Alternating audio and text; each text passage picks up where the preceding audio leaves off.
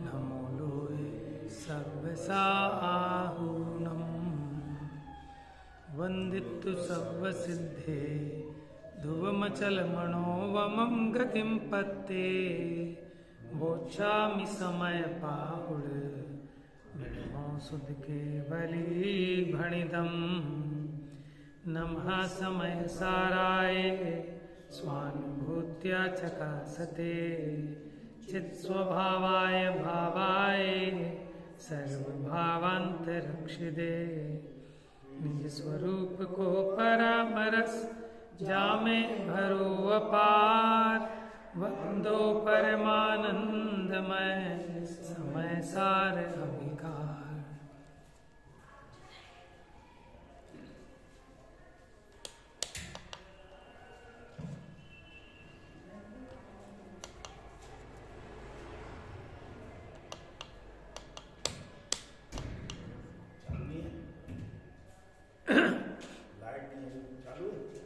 Hello hello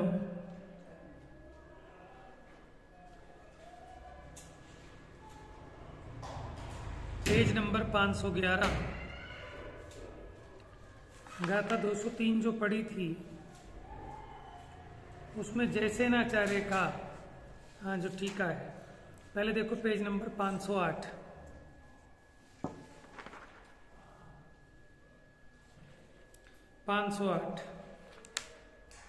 जीव में अपद भूत द्रव्य भाव को छोड़ ग्रह तू यथार्थ से स्थिर नियत एक ही भाव यह लभ्य जो ही स्वभाव से। पेज नंबर 511 इसकी टीका जयसेनाचार्य की। आधार रूप आत्म द्रव्य में जो द्रव्य कर्म तथा भाव कर्म रहते हैं वे सभी विनश्वर हैं, ऐसा जानकर छोड़कर हे भव्य ग्रहण करो, स्वीकार करो। किसको? कर्म पने को प्राप्त आत्म पदार्थ को। तो कल पढ़ ली थी, कर्म पने को प्राप्त माने आत्मा करता, और वो आत्मा जिसको प्राप्त किया करना है वो कर्म। आत्म पदार्थ को ग्रहण करो। कैसे आत्म स्वभाव को? अच्छा, तुमसे संबंधित नियत आत्म स्वभाव को स्वीकार करो। कैसे आत्म स्वभाव को? जो स्थिर अविनाशी है, एक असहाय है, यह प्रत्यक्ष अनुभव गोचर है।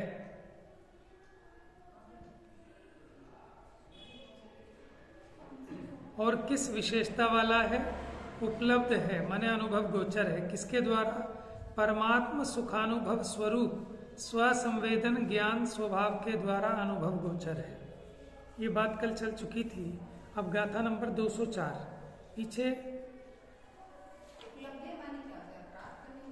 उपलब्ध मान जो प्राप्त है, हाँ उपलब्ध मान माने जो उपलब्ध करने योग्य है।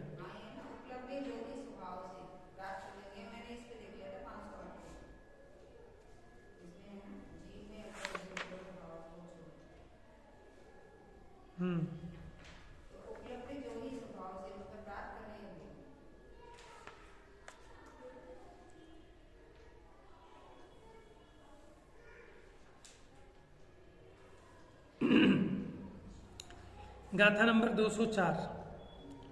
अब कर्म के क्षयोक्षम के निमित्त से ज्ञान में भेद होने पर भी उसके स्वरूप का विचार किया जाए तो ज्ञान एक ही है, और वह ज्ञान ही मोक्ष का उपाय है। कौन सा ज्ञान?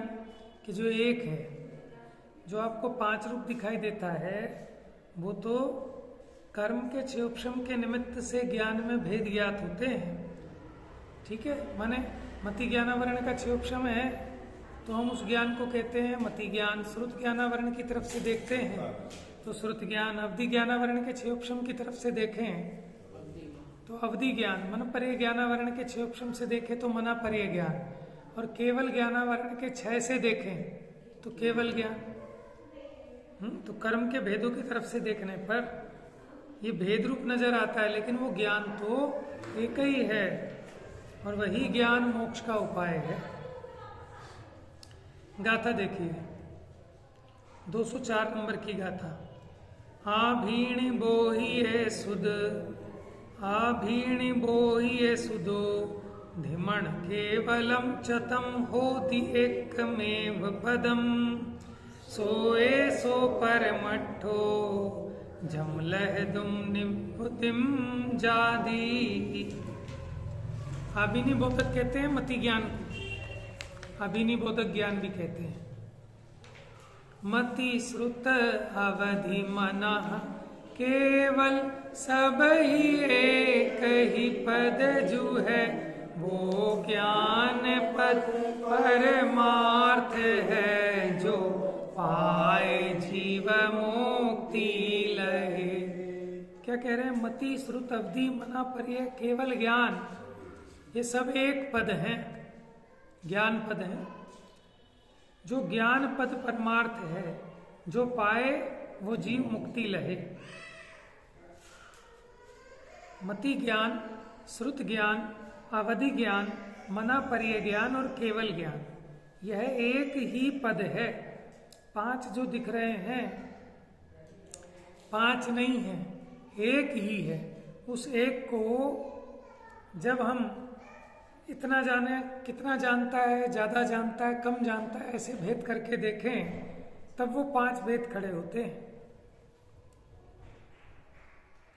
वह एक ही पद है, क्योंकि ज्ञान के समस्त भेद ज्ञान ही है।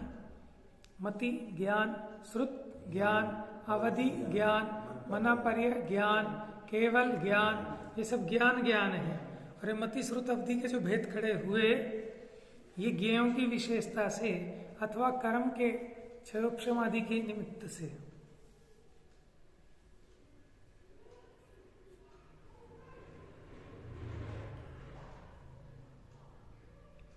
तो वह यह परमार्थ है, माने शुद्ध नय का विषयभूत ज्ञान सामान्य ही यह परमार्थ है, जिसे प्राप्त करके आत्मा निर्वाण को प्राप्त होता है।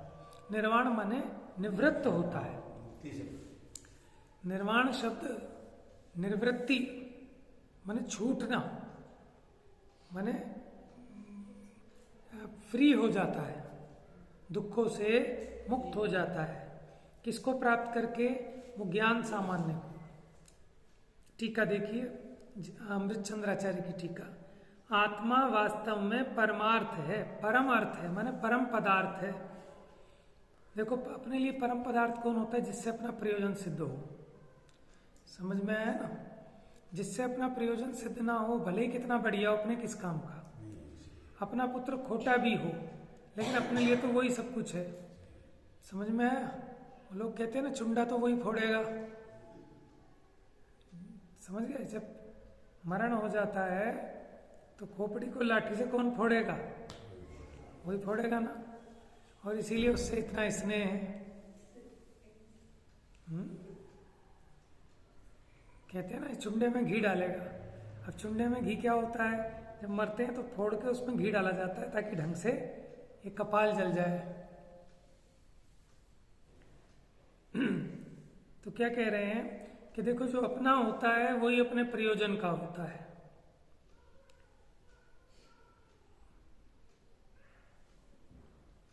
तो आत्मा वास्तव में परम पदार्थ है। परम माने उत्कृष्ट। तो अपना आत्मा उत्कृष्ट है कि अनंत भगवान का आत्मा उत्कृष्ट है? अपना। क्यों? क्योंकि भाई साहब, आपको सुख अपने आत्मा से मिलेगा, भगवान के आत्मा से आपको सुख मिलने वाला नहीं है। समझ में आया? पड़ोसी का बच्चा कितना ही होनहार होशियार हो, समझ में, आपको हॉस्पिटल ले जाने में वो काम नहीं आएगा, आएगा अपने।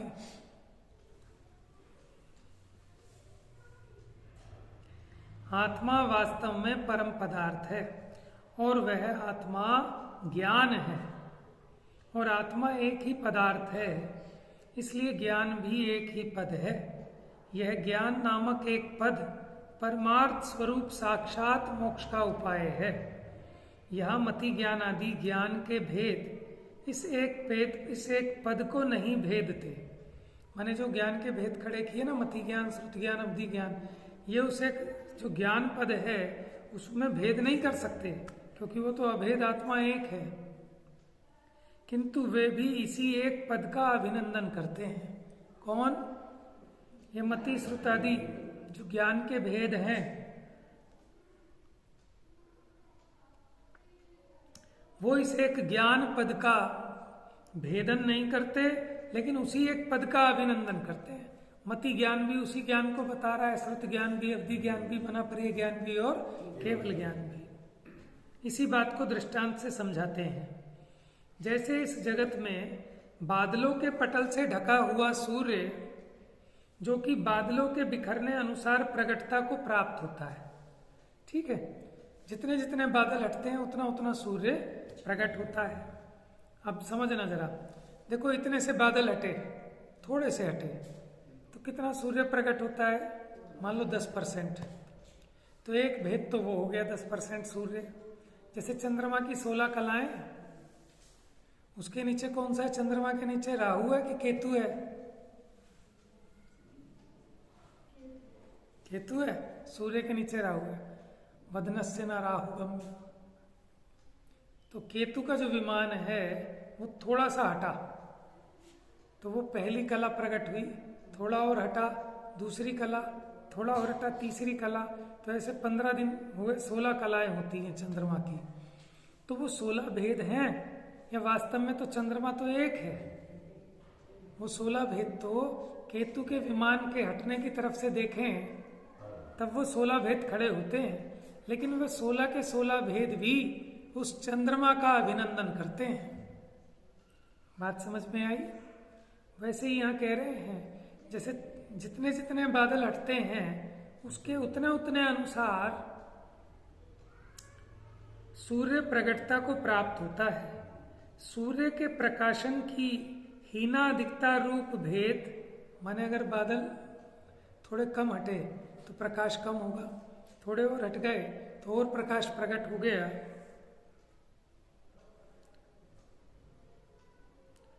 उसके प्रकाशन की हीनाधिकता रूप भेद उसके प्रकाश स्वभाव को नहीं भेदते।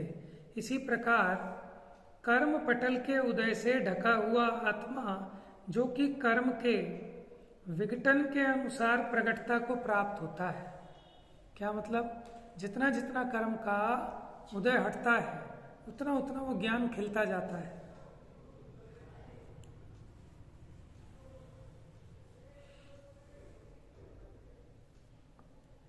उसके ज्ञान के हीनाधिकता रूप भेद उसके सामान्य ज्ञान स्वभाव को नहीं भेदते, प्रत्युत अभिनंदन करते हैं।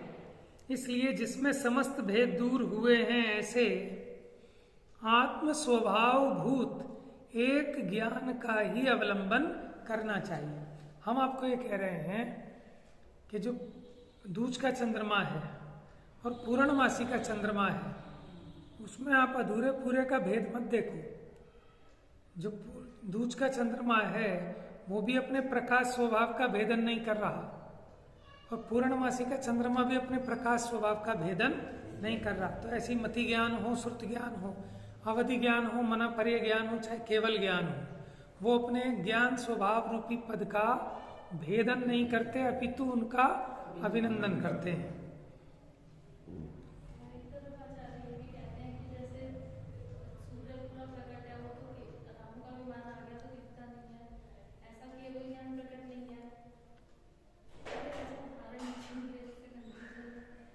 देखो, उदाहरण का प्रयोग सिद्धांत समझाने के लिए है।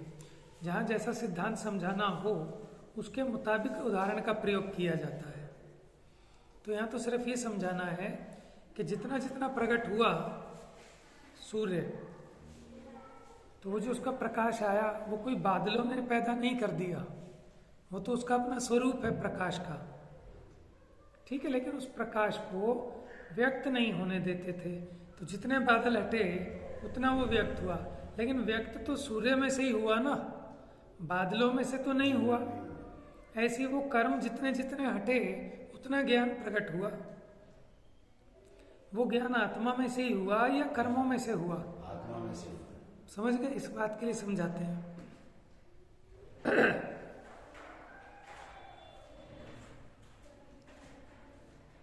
तो उस एक ज्ञान पद के आलंबन से ही निज पद की प्राप्ति होती है, भ्रांति का नाश होता है, आत्मा का लाभ होता है। लाभ होता है माने आत्मा की उपलब्धि होती है, अनुभव में आता है, और अनात्मा का परिहार सिद्ध होता है।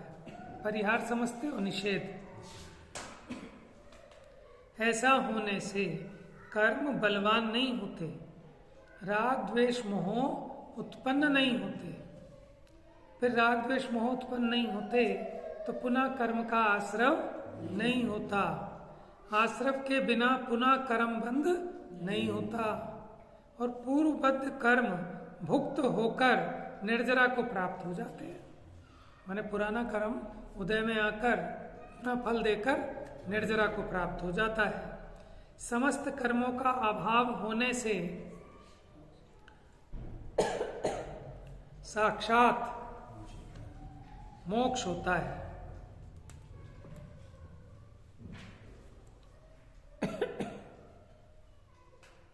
ऐसे ज्ञान के आलंबन का ऐसा महात्म है। कर्म के क्षयोपशम के अनुसार ज्ञान में जो भेद हुए हैं वो कहीं ज्ञान सामान्य को अज्ञान रूप नहीं करते। जो दूज का चांद है ना, उसकी जो चांदनी है वो भी चांदनी है, वो कोई अचांदनी नहीं है। जैसे पूर्णमासी के चांद की चांदनी है, ऐसे दूज के चंद्रमा की भी चांदनी है। समझ में आया?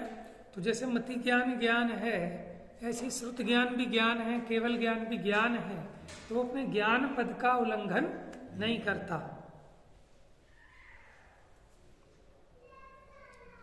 तो जितने कर्म के क्षयोपशम के अनुसार ज्ञान में जो भेद हुए वे कहीं ज्ञान सामान्य को अज्ञान रूप नहीं करते, प्रत्युत ज्ञान को प्रकट करते हैं। इसलिए भेदों को गौण करके एक ज्ञान सामान्य का आलंबन लेकर आत्मा को ध्याना, इसी से सर्व सिद्धि होती है। देखो एक बार फिर से हिंदी की गाथा छंद पढ़ेंगे, हिंदी का 204 नंबर, पेज नंबर 512 पर। मति श्रुत अवधि मनः केवल सब ही एक ही पद जो है, वो ज्ञान पद परमार्थ है, जो पाए जीव मोक्ति ही लय। माने मति ज्ञान है वो भी ज्ञान पद है, श्रुत ज्ञान है वो भी ज्ञान पद है, अवधि ज्ञान है वो भी ज्ञान पद है, केवल ज्ञान है वो भी ज्ञान पद है। ये भेद क्यों खड़े हुए? कि कर्म के क्षयोपशम के निमित्त से, कि कर्म का इतना क्षयोपशम हुआ तो उसका नाम मति ज्ञान, और इतना क्षयोपशम हुआ तो श्रुत ज्ञान, इतना हुआ तो अवधि ज्ञान। जैसे सूर्य जिसके आगे बादल आ गए तो इतने बादल हटे तो इतना प्रकाश प्रकट हुआ, और हट गए तो इतना हुआ, और हट गए तो इतना हुआ। तो उसके हटने के अनुसार जितने सूर्य के प्रकाश में भेद पड़े वो कहीं कोई अलग अलग नहीं है, वो सब एक सूर्य का प्रकाश ही है। वो अपने उस एक प्रकाश पद का उल्लंघन नहीं करते, बल्कि जितने भेद बने वो सब एक प्रकाश पद का अभिनंदन करते हैं। तो उसी प्रकार कर्म के क्षयोपशम के निमित्त से इतना कर्म हटा तो मति ज्ञान, और हटा श्रुत ज्ञान, और हटा अवधि ज्ञान, और हटा मनःपर्य ज्ञान, सारा हट गया तो केवल ज्ञान। तो ये पांचों ज्ञान एक ज्ञान रूप ही हैं। तो ये ज्ञान पद का उल्लंघन नहीं करते, अपितु उस सामान्य ज्ञान का अभिनंदन करते हैं, माने उसी को प्रकट करते हैं। माने इतना सा अगर सूर्य प्रकट है, बाकी बादलों में ढक रहा है, तो इतना सा सूर्य भी वही काम करेगा जो पूरा सूर्य करता है, उसी प्रकार प्रकाश फैलाएगा। 141 नंबर कलश देखते हैं। अच्छा स्वयं उच्छलन्ति यदि मां संवेदना व्यक्तयो, निष्पीताखिल भाव मंडल रस प्राग्भार माता इव, यस्मा भिन्न रसा साएश भगवा नेकोप्यने की भवन बलगत्युत्कलिकाभिरद्भुत निधीश चैतन्य रत्नाकरा। हिंदी का कलश देखते हैं इसका।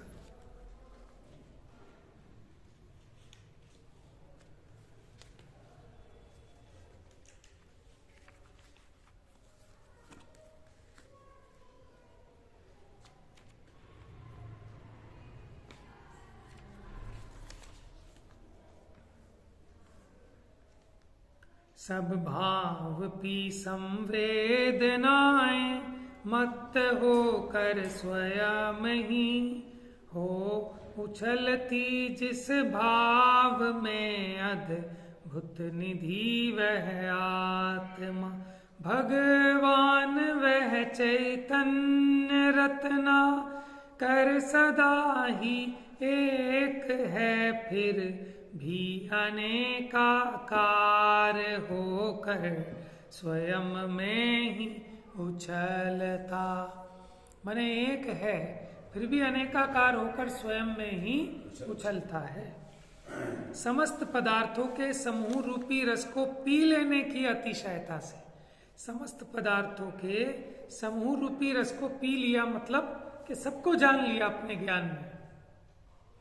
अतिशयता से मानो मत तो हो गई हो, ऐसी जिनकी ये निर्मल से भी निर्मल संवेदन व्यक्ति माने वो ज्ञान पर्याय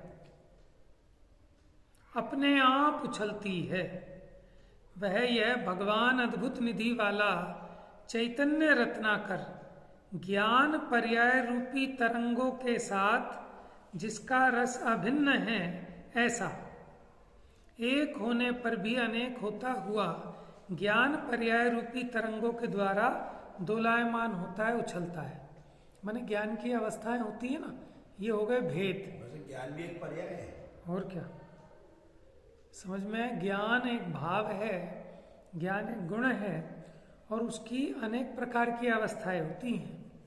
यद्यपि वो सारी अवस्थाएं ही जानने रूप होती हैं, लेकिन रूपी को जानने रूप के अरूपी को जानने रूप के इंद्रियों के अवलंबन से जाने के बिना इंद्रियों के अवलंबन से जाने के कम जाने के ज्यादा जाने, इस प्रकार ज्ञेयों के निमित्त से कर्म के क्षयोक्षम के निमित्त से उसमें भेद खड़े होते हैं अवस्थाओं में ज्ञान की।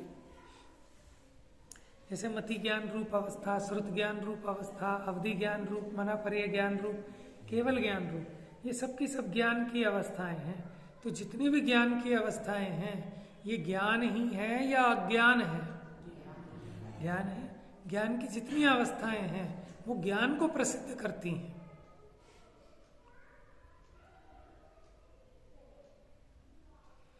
जैसे अनेक रत्नों वाला समुद्र एक जल से ही भरा हुआ है, माने अनेक उसमें रत्न हों, वो समुद्र एक जल से ही भरा हुआ है और उसमें छोटी बड़ी अनेक तरंगे उठती हैं जो कि एक जल रूप ही है। इसी प्रकार अनेक गुणों का भंडार यह ज्ञान समुद्र आत्मा एक ज्ञान जल से ही भरा हुआ है। कर्मों के निमित्त से ज्ञान के अनेक भेद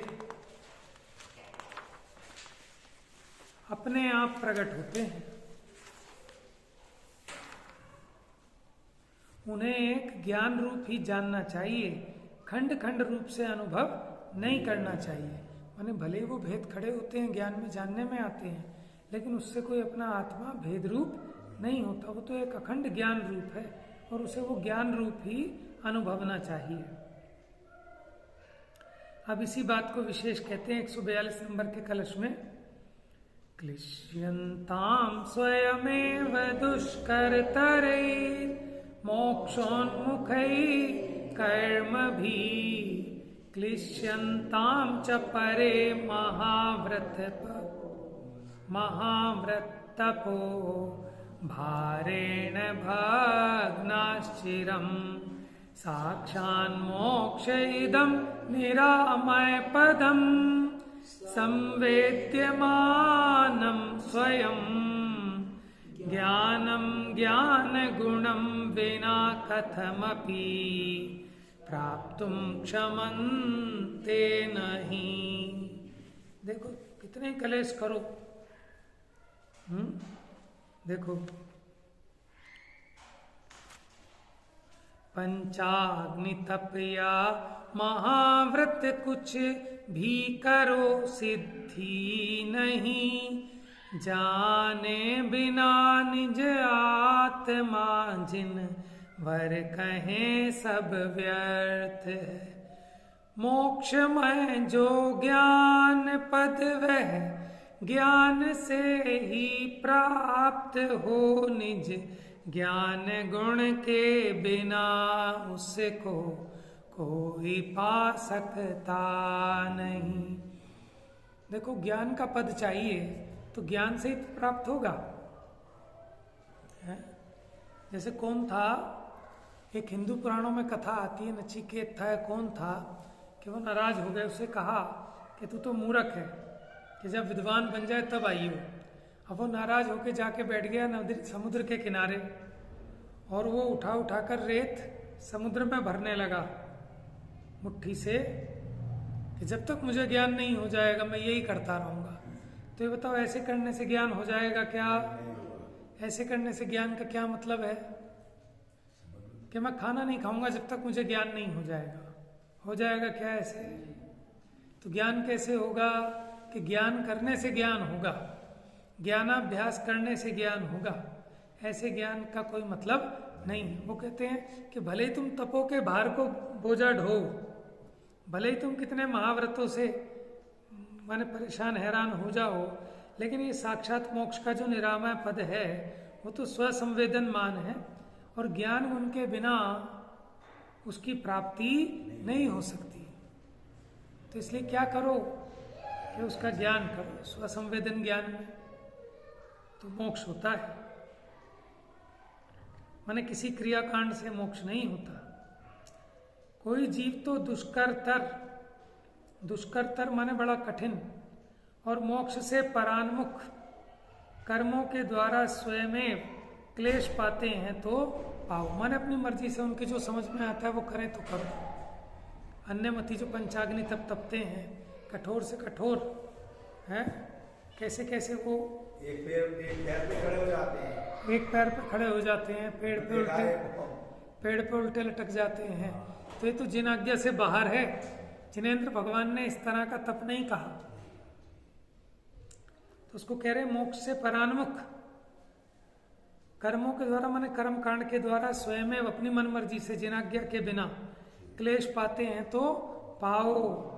और अन्य कोई जीव मोक्षोन्मुख माने जैसा भगवान ने कहा है जिन आज्ञा में कथित जैसा महाव्रत और तप के भार से बहुत समय तक भग्न होते हुए क्लेश प्राप्त करें तो करें। समझ में? हैरान परेशान होते हुए।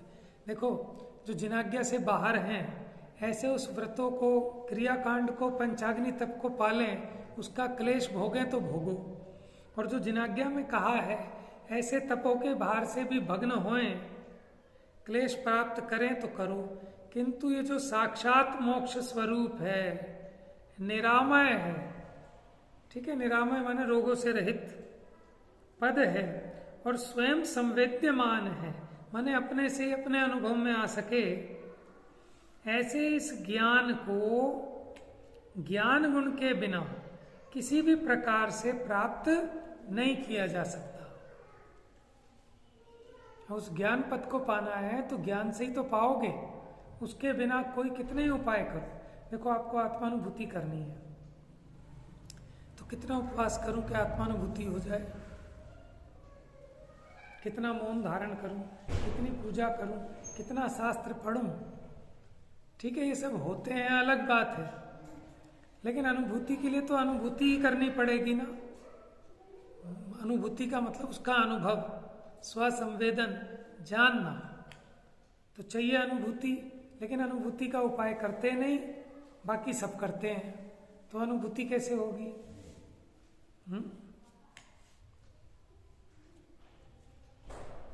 तो ज्ञान है वह साक्षात मोक्ष है। मैंने अपने ज्ञान स्वरूप अनुभव में आए, ये साक्षात मोक्ष है। अब वो कैसे आए अनुभव में?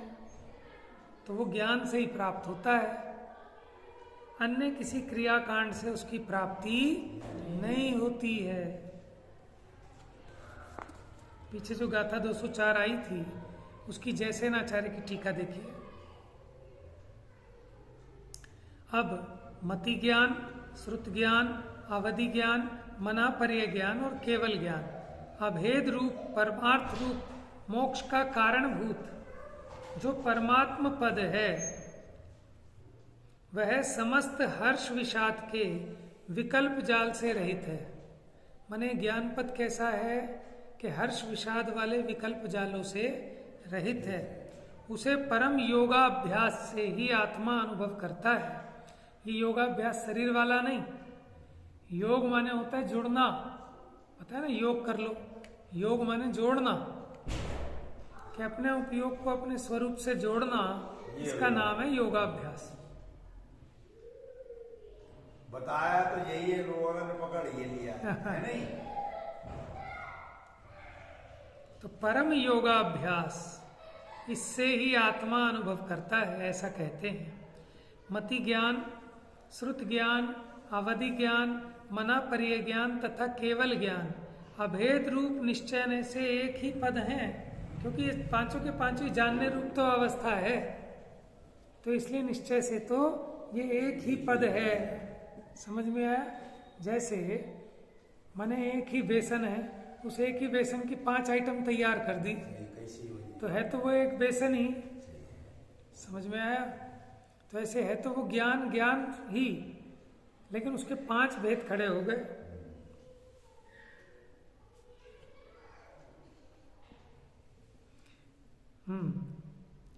परंतु जिस प्रकार मेघों के आवरण के तारतम्यवश, तारतम्य कहते हैं हीनादिकता, कि अगर मेघ ज्यादा है तो सूर्य का प्रकाश कम प्रकट है, मेघ कम हो गए तो सूर्य का प्रकाश और प्रकट हो गया। तो जैसे मेघों के आवरण के तारतम्यवश से सूर्य के प्रकाश भेद होते हैं। चंद्रमा के तो समझ में ही आते हैं ना, 16 भेद होते हैं चंद्रमा की कलाओं के। कैसे होते हैं कि उसका आवरण जितना जितना हटता है उतने उतने भेद होते हैं। तो वास्तव में वो चंद्रमा के 16 भेद हैं कि वो चंद्रमा ही हैं। हम तो क्या सोचते थे आज ये अलग चंदा मामा है, कल दूसरा है, परसों तीसरा है, ऐसा नहीं है। वो पूरा का पूरा ऐसे ही एक है। उसके माने जैसे चंद्रमा है, उसके आगे केतु का विमान आ गया, रूप अलग अलग, वो एक ही है, वही का वही आ रहा है रोज, लेकिन वो थोड़ा सा ढका हुआ था, थोड़ा थोड़ा उस पर से हटता रहता है रोज रोज। ऐसे परिक्रमा करते करते ना थोड़ा थोड़ा चाल का डिफरेंस होने से थोड़ा आगे पीछे धीरे धीरे धीरे धीरे व्यक्त हो जाता है। फिर वो पूरी पूर्णमासी आ जाती है, फिर वो 15 दिन में वापस घूम के फिर अमावस्या की तरफ आने लगता है। अब क्या होता है, अब ढकना चालू होता है धीरे धीरे। पहले वो घटता है धीरे धीरे चांदन के दिनों में, और फिर क्या बोलते हैं उसको दूसरे को, चांदन से अपोजिट अंधेर। अंधेर यहाँ 15 दिन अंधेर ही बनाने में, तो अंधेर में क्या है कि वो ढकता चला जाएगा, फिर पूरी अमावस आ जाएगी। चांद तो वैसा का वैसे ही है। ये जो भेद ये आदमी तो कहता है ये उजाला पाक, ये अंधेरा पाक, ये क्या चीज कहते हैं उजाला पाक आ गया, इसमें काम करना दे। हाँ, ये तो अपना मान्यता है ना। लोग कहते हैं कि सारे काम जो है चांदन में करने चाहिए, अंधेरे में नहीं। जैसे किसी को घर का मुहूर्त करना है, कोई दुकान खोलनी है, घर बनाना है, कुछ भी करना है, तो कहता है अंधेर है, अंधेर, अंधेर में नहीं करते, चांदन में करें। ये सब ये मिथ्यात्व है। देखो, मिथ्यात्व तो नहीं कह सकते हम उसको, क्योंकि अगर ज्योतिष संबंधी कोई ऐसा निमित्त नैमित्तिक ज्ञान हो तब तो उसको उस विद्या के हिसाब से जाने। जैसे घर में वो बेटियां जा रही हो, मैं जा रही हूँ, अंधेरे में नहीं आएंगे, ऐसा कुछ कहते नहीं। देखो, ये बात तो पक्की है ना कि अपने कर्म सिवाय जीव को कोई ना फल देता कुछ भी। तो ये आपको कर्म सिद्धांत का भरोसा होना चाहिए। और हम तो ये कह रहे हैं कि कर्म भी कुछ नहीं कहते, वो वस्तु की जैसी होने की योग्यता होती है वैसी होती है। ये सारी बात समझ में आनी चाहिए। हाँ, और वो एक विद्या है ज्योतिष शास्त्र, लेकिन उसके जानकारी कहाँ है, समझ में है ना। तो ऐसे तो कुछ भी नहीं कर पाओगे, कोई अंत ही नहीं। कई लोग तो इतने बहमी हैं। हाँ, मुझे कौन बता रहा था, जो कहते हैं ना बिल्ली रास्ता काट गई, हम नहीं जाएंगे नहीं जाएंगे। तो अंग्रेज लोग बिल्ली पाला करते थे। जब यहाँ अंग्रेजों का शासन था, अंग्रेज लोग बिल्ली बहुत पालते थे। और उस टाइम क्या हुआ, प्लेग फैला यहाँ। प्लेग की बीमारी फैली थी ना चूहों से, और वो बिल्ली चूहे खा जाती थी। तो उन्होंने फिर बिल्ली से बचना चालू कर दिया कि जहाँ से बिल्ली निकली है वो वायरस ना फैला दे वहाँ पर प्लेग के। तो जहाँ से बिल्ली निकल जाती थी लोग अपना रास्ता बदल लेते थे कि बिल्ली रास्ता काट गई। ये कारण था। समझ में आया? हमने क्या सोच लिया कि बिल्ली रास्ता काट गई तो वापस चलो। ऐसे कोई छींक देता है, बर्तन खाली होते हैं, शाम का रास्ता काट जाए, कई ऐसे गांव में ज्यादा ही चलते हैं। देखो कुछ चीजें तो वैसे ही आ गई, माने जिसका कोई सर पैर नहीं है। लेकिन कुछ ऐसे मंगल सूचक होते हैं जिनको शास्त्रों में बताया भी गया है। जैसे वो कहा कि जब वो सीता को छोड़ने कृतांतवक्र जा रहा था जंगल में, तो कितने अपशकुन हुए। उसे कौवा रोता हुआ काँव काँव करता हुआ सुनाई दिया, ऐसे ऐसे। और जब किसी को कुछ लाभ की प्राप्ति होनी होती है तो शुभ शकुन होते हैं सारे सारे। इसे लोक मूर्ता कहते हैं। किसे? ये इन बातों को सारी देखो लोक मूर्ता उसे कहते हैं अगर आप ये समझें कि इससे काम हो जाएगा, तो ये लोक मूर्ता है। लेकिन निमित्त नैमित्तिक संबंध वो लोक मूर्ता नहीं है। जैसे माने जैसे बिल्ली रास्ता काट गई, छींक दिया, ये तो लोक मूर्ता ही है। तो लोक मूर्ता है, हाँ जी, ये तो लोक मूर्ता ही है। लोक मूर्ता ही है। लेकिन जो ज्योतिष शास्त्र है उसमें ग्रह नक्षत्र आदि की चाल के हिसाब से कुछ निमित्त नैमित्तिक शुभ शकुन बताए जाते हैं। लेकिन इसका मतलब ये नहीं है कि उसकी वजह से काम हुआ है, वो तो उसके सूचक मात्र हैं। जैसे कोई कलशा लेकर जाती हुई कोई औरत दिखाई दे जाए तो उसे मंगल माना गया है। वो आपका जो कलशा है जिसमें हल्दी राई इन सबको मंगल माना गया है। समझ में आया? कोई ऐसा नहीं है कि वो आपका मंगल कर देंगे, कल्याण कर देंगे, लेकिन वो द्रव्य मंगल माने गए हैं।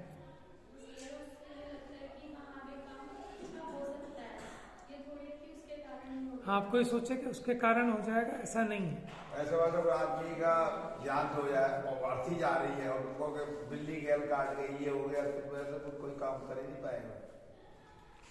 देखो असली बात है आपका श्रद्धान कैसा है, श्रद्धान की बात है। ठीक है ना? अभी इतने इतने वहम करोगे तो कुछ भी नहीं कर पाओगे। समझ में आया? और आपको जानकारी भी कहाँ है, आप तो देखा देखी सुना सुनी करते हो, है ना?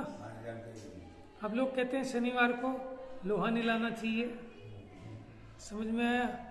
श्राद्धों में कोई नई चीज नहीं खरीदनी चाहिए। अब इसका लॉजिक पता नहीं कुछ भी। अब अपने शास्त्रों में बात आई नहीं इस तरह की। समझ में आया? तो इसलिए वो सब मूर्ताएं हैं। अपने शास्त्रों में अगर आए वो तो भगवान की दिव्य ध्वनि में जो चीजें आई निमित्त नैमित्तिक की तरफ से तो वो बताई गई हैं। ठीक है? उसका पालन करते हुए भी ये नहीं मानना कि इससे काम सिद्ध हो जाएगा। समझ में आया?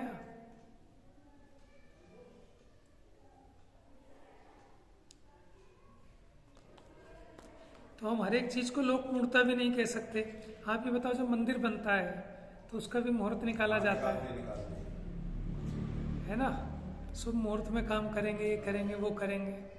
तो वो भी जिनागम के अनुकूल जो विधि है उसको अपनाते हैं। लेकिन अब पाप के कामों में क्या मुहूर्त निकालना? माने जो पाप के काम है उसमें अगर मुहूर्त निकालोगे उसमें क्या मंगलाचरण करना? टोडरमल जी ने लिखा ना कि तुम शुभ कार्य में तो मंगलाचरण करते हो शास्त्र पढ़ने में, तो अशुभ कार्य जो हैं उसमें भी मंगलाचरण करें तो क्या निर्विघ्न सिद्धि हो जाएगी? कि भैया मंगलाचरण करेगा तो वो काम और बिगड़ जाएगा। क्यों? क्योंकि वो काम तीव्र कसाय के बिना नहीं हो सकते, जो 5 इंद्रिय के भोगों के काम है। अब तू वहां अगर भगवान का पंच परमेष्ठी का स्मरण करेगा तो तेरी वो कसाय घट जाएगी। माने कोई चोर चोरी करने जाए और कहे नमोकार मंत्र पढ़ के जाऊंगा, निर्विघ्न सिद्धि हो जाएगी। तो जब पंच परमेष्ठी के स्वरूप का ध्यान करेगा तो उसकी कसाय घट जाएंगी, उसका चोरी करने का भावी विलय को प्राप्त हो जाएगा। आपने किसी का सर फोड़ना हो तो पहले मैं स्तुति पढ़ूंगा, मैं ज्ञानानंद स्वभावी हूँ, मैं सहजानंद स्वभावी, उसके बाद सर फोड़ूंगा। तो आप अगर ये पढ़ोगे तो ऑटोमेटिक आपकी कसाएं घट जाएंगी फिर कर कैसे पाओगे? समझ में आया? टोडरमल जी ने पहले अध्याय में उठाई ना ये बात कि माने ग्रंथ पढ़ने के लिए मंगलाचरण क्यों करते हो? कि लौकिक में देखते हैं बिना मंगलाचरण किए भी काम बनते हैं, और यहाँ मंगलाचरण करने पे भी आपदा आ जाती है। टोडरमल जी ने मंगलाचरण करके ही तो लिखा होगा मोक्ष मार्ग प्रकाशक, उनकी तो जान ही चली गई। अच्छा लिखा मोक्ष मार्ग प्रकाशक। और लौकिक में जितने कोई डकैती डाल रहे हैं, मर्डर कर रहे हैं, बड़ा मंगलाचरण कर रहे हैं, उनके तो सारे काम सिद्ध हो रहे हैं कि भैया उन कामों में तो मंगलाचरण ना ही करे तो ही काम की सिद्धि है। मंगलाचरण करे तो कसाय घट जाए, फिर उतने तीव्र पाप का काम कैसे संभव हो?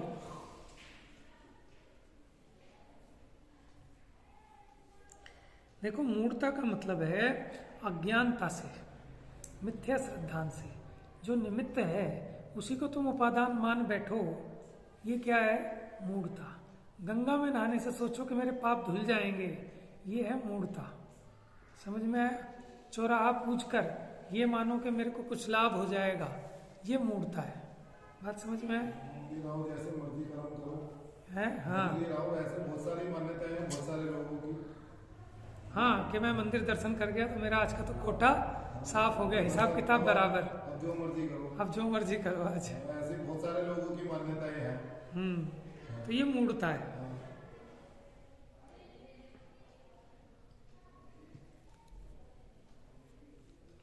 क्योंकि अगर आप दिमाग नहीं लगाओगे तो आपको फिर तो सारी क्रियाएं मूढ़ता लगने लगेंगी कि पत्थर के भगवान बना के पूज रहे हैं, मूढ़ता है। ये सामग्री इधर से उधर डाल रहे हैं, ये भी मूढ़ता है। कि देखो, मूढ़ता तब है जब उसकी यथार्थपने को ना जाने, क्योंकि ये द्रव्य निक्षेप है, स्थापना निक्षेप है, निक्षेपण किया है। हमें पता है कि भगवान नहीं है, ये भगवान की ऐसी मूर्ति बनाई है। जैसे पिताजी की मूर्ति देख के हमें पिताजी ख्याल में आते हैं। बताओ, पिताजी का फोटो है, कोई उस पर पैर मारे तो आप झगड़ोगे? नहीं झगड़ोगे उससे कि तेरे पिताजी को थोड़ी मार रहे हैं, कागज को मार रहे हैं। कि बात ये नहीं है। ये जो मनोभाव में स्थापना हुई, तो हमें पता है कि हम उसको निमित्त बना रहे हैं। हम ये जान रहे हैं कि सामग्री यहाँ से वहां डालने से कुछ नहीं होता, लेकिन हमारा उपयोग नहीं टिकता, इसलिए हमने उसको अवलंबन बनाया है। तो यथार्थ जब तरीके जानकर कर रहा है, इसलिए वो क्रियाएं मूढ़ता नहीं है, और वो उसका कोई उद्देश्य है, कोई निमित्त नैमित्तिक संबंध है।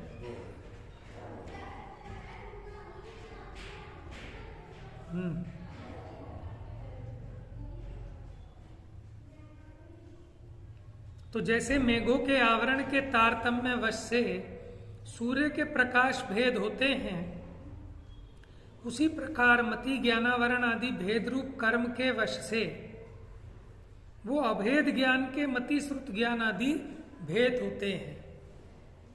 वह इस श्लोक में प्रसिद्ध यह 5 ज्ञान का अभेद रूप परमार्थ है, जिस परमार्थ ज्ञान स्वभाव को प्राप्त कर जीव निवृत्ति यानी मोक्ष को पाता है, यह भावार्थ है। इस प्रकार ज्ञान शक्ति तथा वैराग्य शक्ति के विशेष विवरण रूप में 10 गाथा सूत्र पूरे हुए। पहले वैराग्य की बात कही थी, ये सब ज्ञान की बात चली। अगली गाथा की बस हिंदी पढ़ते अर्थ कर लेंगे। रे ज्ञान गुण से रहित बहुजन पद नहीं यह पा सके, तू कर ग्रहण जो कर्म मोक्ष इच्छा तुझे। कि ज्ञान उनके बिना जीव इस पद को नहीं पा सकता, तो तू भी इस ज्ञान पद को ग्रहण कर, अगर तुझे कर्मों से छूटने की इच्छा है तो।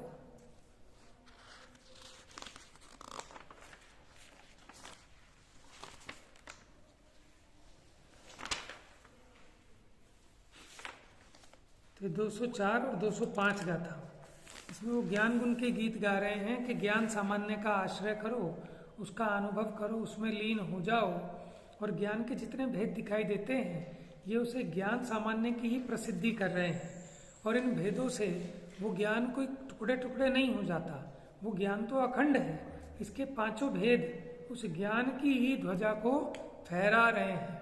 तो उसके द्वारा भी एक ज्ञान सामान्य की प्रसिद्धि करके अपनी परिणति में वो ज्ञान स्वभाव को प्रकट कर पूर्णता प्राप्त करें, उसके लिए ये उपदेश है। शेष चर्चा इसकी कल करेंगे। मिथ्यातम नाश वे को, ज्ञान के प्रकाश वे को,